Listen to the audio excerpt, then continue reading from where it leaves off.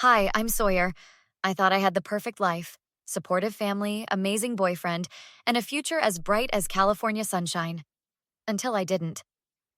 It started on my 21st birthday when my boyfriend Jake missed my celebration dinner. He's probably stuck in traffic, my mom said, checking her watch for the fifth time.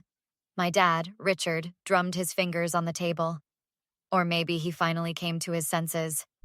Dad! My sister Brielle shot him a look. What? I'm just saying she could do better than some community college dropout. I defended Jake like always. He's taking a gap year to figure things out. Not everyone has their life mapped out at 21. Like you do? Dad scoffed. Psychology major? What are you gonna do? Listen to people complain all day? At least I'll be helping people instead of just making money off them, I snapped back. That money pays for your education, young lady. My mom intervened. Richard, please, it's Sawyer's birthday. Fine. Dad signaled the waiter. Let's order. Jake can eat cold food if he shows up. Brielle touched my hand. I'm sure he has a good reason, Saw. He wouldn't miss your birthday without one. I nodded, trying to ignore the knot in my stomach. Yeah, you're right. That night, Jake texted that he wasn't feeling well. I believed him until my best friend Zoe called the next morning. Sawyer, I don't know how to tell you this. Tell me what? I saw Jake last night, at Milestone. The club. He said he was sick. He wasn't alone. Her voice dropped. He was with Brielle. My sister? No way. You must have seen someone else. I took pictures. I'm so sorry. When she sent them, my stomach dropped. Jake and Brielle, laughing together at a VIP table with champagne. Maybe it's innocent, I suggested, desperately wanting it to be true. Sawyer, they were kissing. Like, really kissing. I need to go, I whispered, ending the call.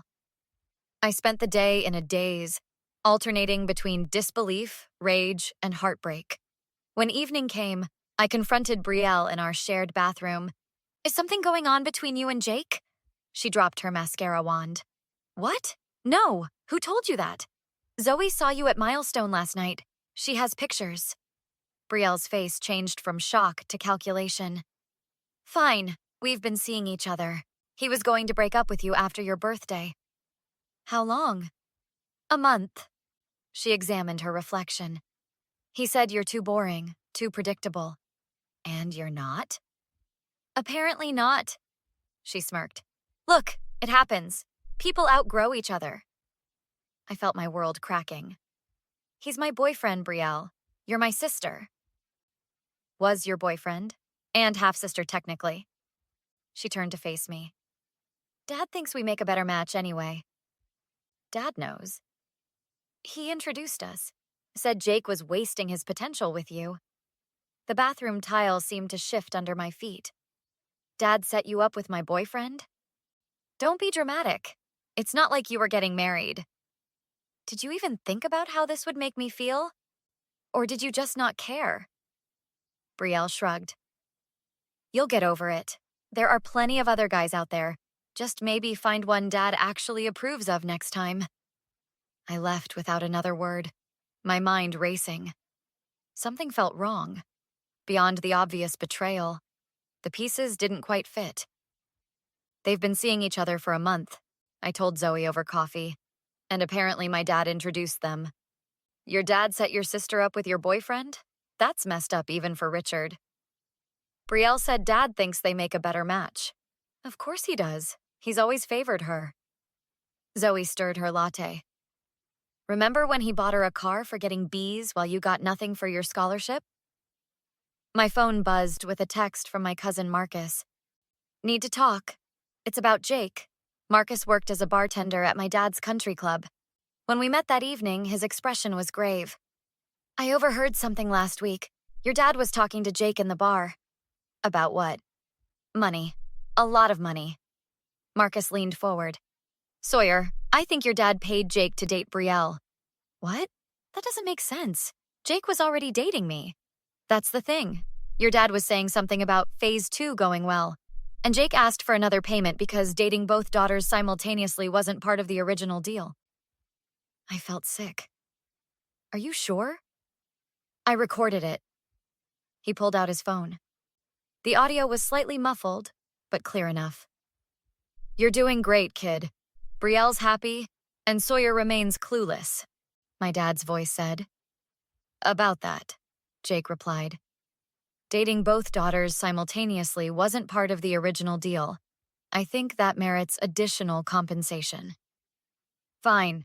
Another $5,000 after the birthday incident? 10. Public humiliation costs extra. Highway robbery, my dad laughed. But you've earned it. Make it good. I want her to finally give up this psychology nonsense and join the business. There's more, Marcus said. I heard them planning something for your birthday dinner. Jake was supposed to show up late, then announce he was dating Brielle. When that didn't happen, they moved to Plan B, I finished. The club photos. The next day, I met with my mom's friend Diana, who happened to be a lawyer. This is extremely disturbing, Diana said, reviewing the recording. Your father essentially paid someone to emotionally manipulate you. Is it illegal? Potentially. There's harassment, intentional infliction of emotional distress, and if he used company funds for these payments, there's misappropriation. He probably did. Dad runs everything through the business. Diana nodded. Let me make some calls. In the meantime, gather any other evidence you can find. 3 days later, I walked into my father's study. He looked up from his computer, annoyed at the interruption. I'm busy, Sawyer. Too busy to explain why you paid my boyfriend to date Brielle and humiliate me? His face froze, then rearranged into casual dismissal. What nonsense are you talking about now? I have audio recordings, Dad, of you and Jake discussing payments for dating both your daughters simultaneously. You're recording private conversations now? That's illegal. I didn't record it, but that's your concern? Not that you paid my boyfriend to emotionally torture me? Dad stood up. You're blowing this out of proportion. It was a test. A test? Of what? Your judgment. Your resilience. You want to be a psychologist? I showed you firsthand how easily people can be manipulated. That's not why you did it. Fine. I did it because you're wasting your potential with this psychology degree. The family business needs you. No, it doesn't. You need to control me. He scoffed. You think I care that much about your life choices? I know you do. You've sabotaged every decision I've made that didn't align with your plans. Is it? What about Jake? How much did public humiliation cost? $10,000? Dad's face hardened. You have no proof of anything. Actually, I have proof of everything. Bank transfers, company expense reports. Very detailed records, Dad. Mom's been quite helpful. The door opened and Brielle walked in. What's going on? I heard shouting. Did you know? I asked her. That Dad paid Jake to date you? To hurt me? Brielle's eyes darted to our father. What is she talking about? Nothing, Dad said firmly. Your sister is upset about you and Jake. Don't lie to her too, I interrupted.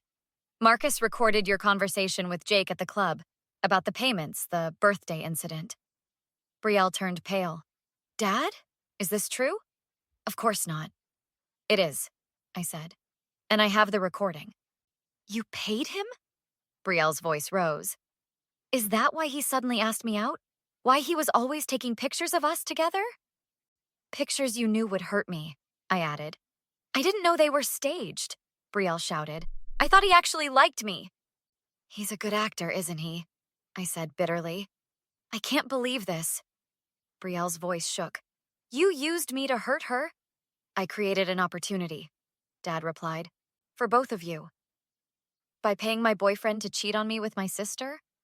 By showing you that boy was never worthy of you in the first place, and giving Brielle a chance with someone ambitious. Ambitious? Brielle laughed hysterically. He's a paid actor in your sick game. Dad moved toward the door. This conversation is over. I blocked his path. No, it's not. You manipulated both your daughters, used us like pawns. I did what was necessary. For what? Brielle demanded. To control Sawyer? To make me look stupid? To strengthen both of you, Dad shouted, losing his composure. Life is about manipulation. Everyone has an angle. Better you learn it from me than… Than what? I asked. Than someone who might actually hurt us? Guess what, Dad? You did the hurting yourself. I've given you everything, and now you're going to lose it all. I pulled out my phone. Diana Crawford has been building a case. The company funds you misappropriated, the emotional distress, the harassment. His face darkened. You wouldn't dare. Actually, said a new voice from the doorway. My mother stood there, face pale but resolved. We already have. The following weeks passed in a blur of legal meetings.